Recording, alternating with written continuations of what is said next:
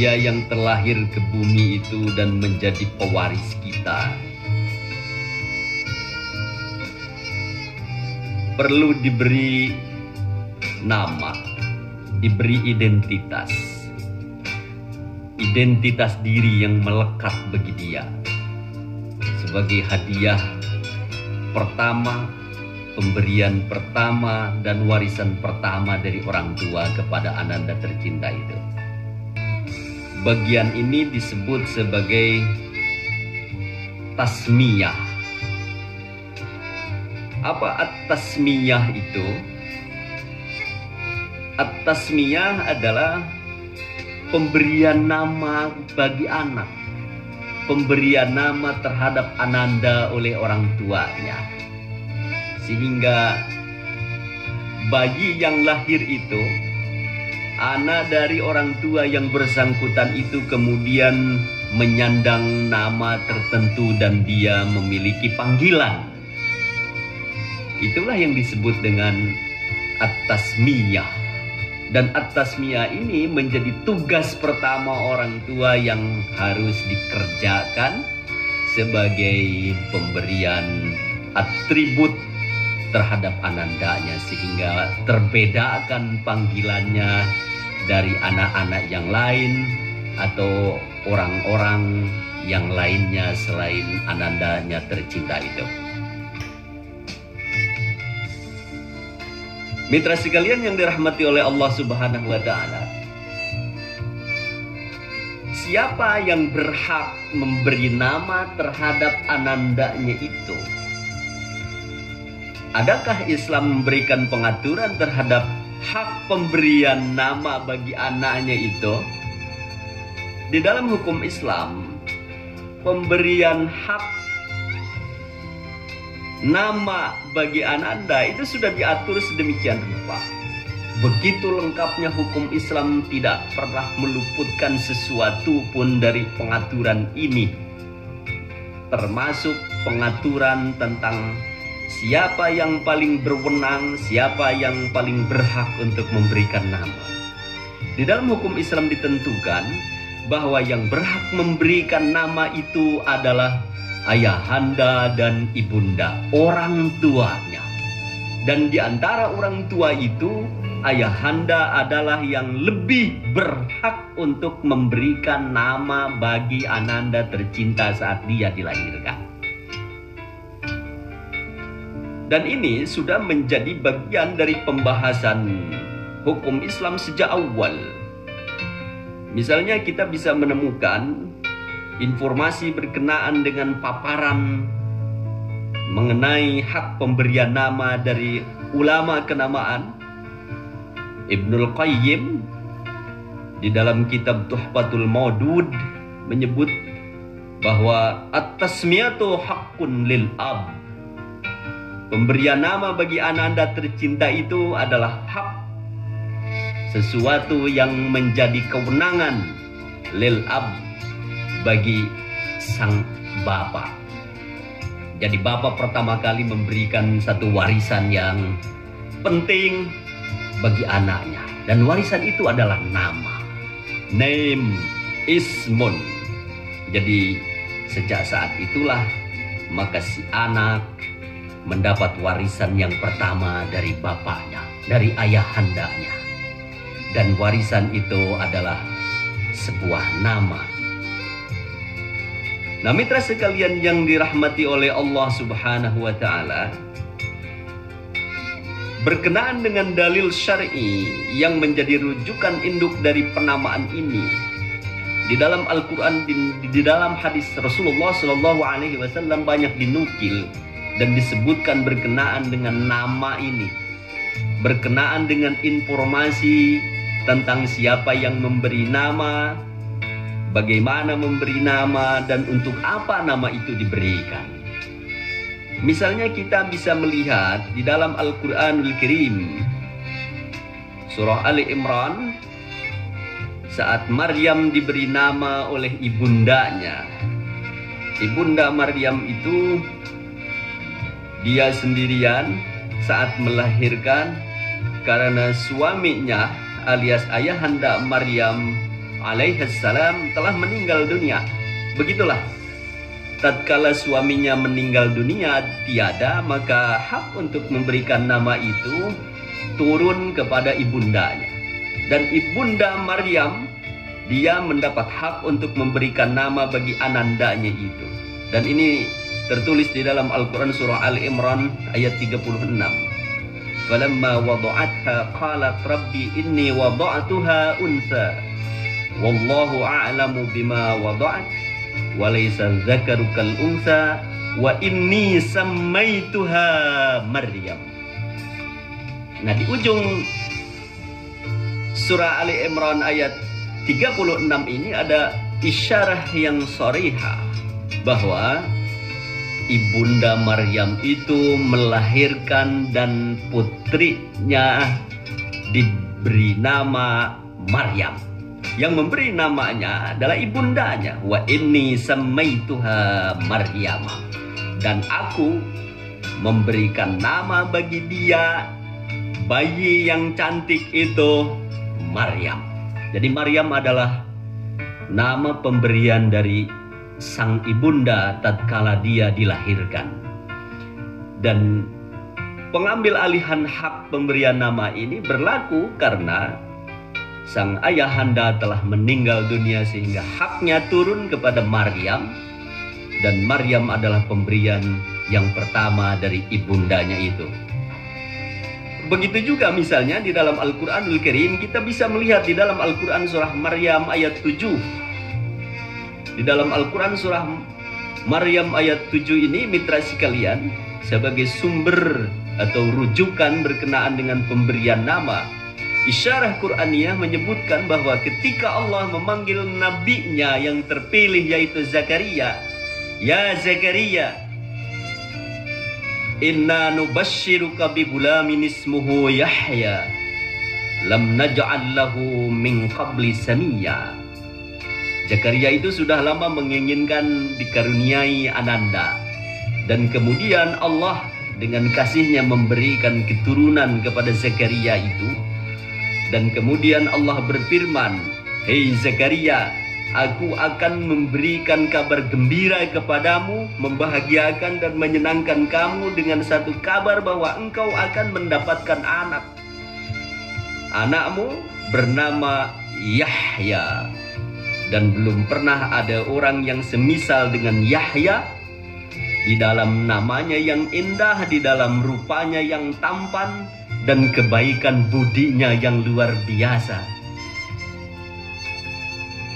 Lam naj'al lahu min qablu samiyya.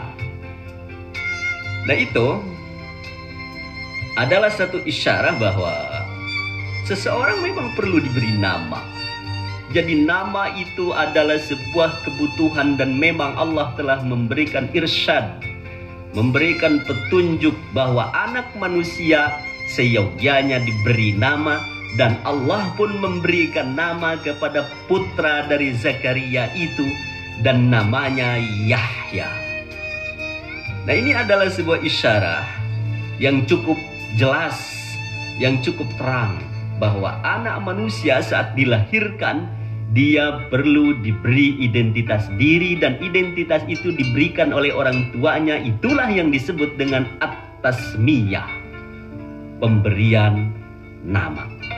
Mitra sekalian yang dirahmati oleh Allah Subhanahu wa Ta'ala, bagaimana ketentuan tentang pemberian nama ini? Islam memberikan pengajaran yang jelas dan rinci berkenaan dengan nama ini.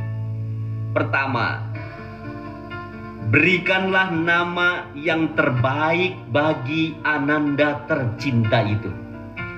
Cari dan pilih nama yang terindah dan memberikan kesan yang mendalam, sehingga keindahan dan kebaikan namanya itu mencerminkan sebuah harapan dan doa yang dalam dari orang tuanya bagi anaknya, sehingga dia bisa tumbuh dengan baik, tumbuh dengan sempurna dan indah serta harum semerbak perangainya. Jadi ajaran Islam berkenaan dengan at-tasmiyah atau pemberian nama bagi ananda itu sudah sedemikian rupa, harus dicari nama yang terbaik, terindah, dan memberi kesan yang mendalam, Karena di dalam nama itu tersimpan doa dan harapan yang tinggi kepada Dia yang Maha Kuasa bagi anaknya itu. Sehingga keberkahan dan rahmat Allah itu menyelimuti dia sejak dari nama yang disandangnya. Ini adalah ajaran Islam berkenaan dengan pemberian nama itu. Yang kedua, pemberian namanya itu mestinya Islami. Artinya merujuk kepada norma dan nilai-nilai keislaman sebagaimana baginda Rasulullah SAW memberikan nama kepada orang-orang yang diberi nama oleh beliau. Dan bagaimana beliau memberi teladan tentang bagaimana anak-anak itu diberi nama. Mitra sekalian yang dirahmati oleh Allah Subhanahu wa Ta'ala, di dalam sebuah hadis yang diriwayatkan oleh Imam Al-Baihaqi, ketahuilah bahwa terhadap nama Islam tidak main-main. Baginda Rasulullah SAW memberikan informasi bahwa di hari akhirat nanti, di yaumil kiamah nanti, semua orang itu akan dipanggil oleh Allah Subhanahu wa Ta'ala dengan namanya, yang namanya itu berlaku dan menjadi nama yang bersangkutan di dunia saat dia masih hidup di dunia fana. Di akhirat dia akan dipanggil dengan nama itu. Jadi kalau namanya adalah Ahmad di dunia ini, lalu dia nanti meninggal dan di akhirat nanti, di yaumil kiamah nanti, dia akan dipanggil dengan nama Ahmad itu. Innakum tud'auna yaumal qiyamati bi asma'ikum wa asma'i abaikum. Sesungguhnya engkau sekalian pada hari kiamah nanti akan dipanggil dengan nama-nama yang kalian miliki dan nama-nama bapak kalian. Jadi engkau akan dipanggil dengan namamu dan nama bapamu. Berarti nama itu bukan saja berdimensi duniawi, tapi juga memiliki jangkauan hingga dimensi ukhrawi. Jadi itu menunjukkan keberartian yang jauh, memiliki jangkauan yang panjang, yang menembus batas. Jadi nama sekali lagi tidak main-main. Oleh karena itu, irsyad dan arahan baginda Rasulullah SAW di dalam hadis riwayat Baihaqi, wa ahsinu asma'akum, maka kalian wahai orang tua, ayahanda dan ibunda harus memberikan nama yang terbaik terhadap nama-nama anakmu. Wa ahsinu asma'akum, maka perbaguslah dan buatlah yang terbaik nama-nama kalian. Jadi nama-nama yang terbaik, nama-nama yang indah, nama-nama yang memiliki nilai dan makna keislaman serta harapan dan doa yang terbaik, itu merupakan satu isyarah dan irsyadiyah dari Islam yang diperintahkan oleh baginda Rasulullah SAW. Lalu nama-nama yang baik itu, mitra sekalian, nama yang kayak gimana?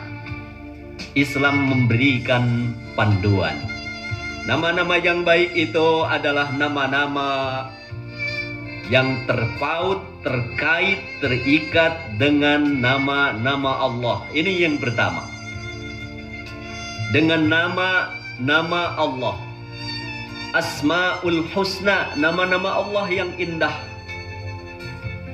Dan ketahuilah mitra sekalian yang dirahmati oleh Allah Subhanahu wa Ta'ala, di dalam hadis riwayat Dawud, nama yang paling tinggi derajatnya dan paling dicintai oleh Allah adalah nama yang ada asma Allahnya itu yang dilekatkan khususnya untuk dua nama Allah yang terindah dan tertinggi, yaitu Allah dan Ar-Rahman. Tetapi jangan dipanggil dengan sebutan Allah dan Ar-Rahman, tapi harus disertai dengan lafaz Abdun. Maka nama yang tertinggi nilainya menurut tuntunan pemberian nama dari Islam adalah Abdullah dan Abdurrahman. Itu dua nama yang direkomendasikan oleh Islam dan derajatnya paling tinggi, Abdullah dan Abdurrahman. Baginda Rasulullah di dalam hadis riwayat Dawud ini memerintahkan agar kita memberikan nama anak kita itu dengan Asma'il Anbiya. Kalian harus memberikan nama kepada anak-anakmu dengan nama-nama nabi. Maka urutan yang kedua setelah nama Allah, antara lain yang paling tinggi adalah Abdullah dan Abdurrahman adalah nama-nama nabi.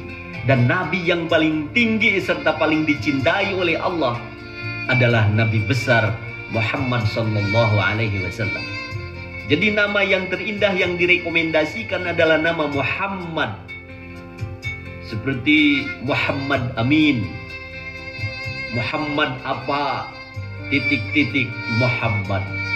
Maka nama itu adalah nama yang memang rekomendatif, nama yang bagus, dan tentu saja mengandung doa agar dia bisa menginternalisasi atau menyerap keutamaan dan kehebatan yang ada pada baginda Nabi Muhammad sallallahu alaihi wasallam. Nah, mitra sekalian yang dirahmati oleh Allah Subhanahu wa taala, pada masa Nabi juga pernah ada kejadian berkenaan dengan nama ini. Ketika namanya diketahui oleh baginda Nabi sallallahu alaihi wasallam bahwa putri dari Khalifah Umar bin Khattab itu adalah Asiyah, maka kemudian Nabi mengganti namanya menjadi Jamilah. Dari putri yang pendosa menjadi putri yang cantik. Jadi baginda Nabi mengganti nama itu dengan nama yang indah. Dari Asiyah menjadi Jamilah. Ini berarti bahwa nama itu memang harus indah, harus bagus. Jangan sampai memberi nama dengan nama-nama yang buruk dan bertendensi pada hal yang negatif. Nah, mitra sekalian yang dirahmati oleh Allah, rekomendasi baginda Muhammad sallallahu alaihi wasallam itu berkenaan dengan bahwa nama harus nama yang indah. Ini ada dituturkan oleh sebuah hadis yang diriwayatkan oleh Imam Ahmad, yang hadis yang diterima dari Aisyah. Kana Nabiyyu sallallahu alaihi wasallam yughayyirul ismal qabiha. Nabi itu merubah nama yang buruk menjadi nama yang baik. Jadi nama-nama yang buruk Nabi ganti dengan nama yang baik. Di antaranya adalah putri dari Sayyidina Umar bin Khattab itu, dari Asiyah menjadi Jamilah. Jadi mitra sekalian yang dirahmati oleh Allah Subhanahu wa taala, begitu hebatnya dan begitu pengaruhnya sebuah nama di dalam tuntunan Islam yang menjadi tugas orang tua untuk diwariskan pada anak. Jadi kalau William Shakespeare mengatakan bahwa apalah arti sebuah nama, what is a name, itu sebenarnya sebuah pertanyaan yang sudah dijawab oleh Islam. Sebuah nama itu memiliki keberartian yang dalam. Jadi kalau Shakespeare berbicara tentang cerita yang memilukan di dalam roman Romeo dan Juliet, yang kedua-duanya saling mencintai tapi kemudian tidak bisa menikah karena perbedaan nama belaka.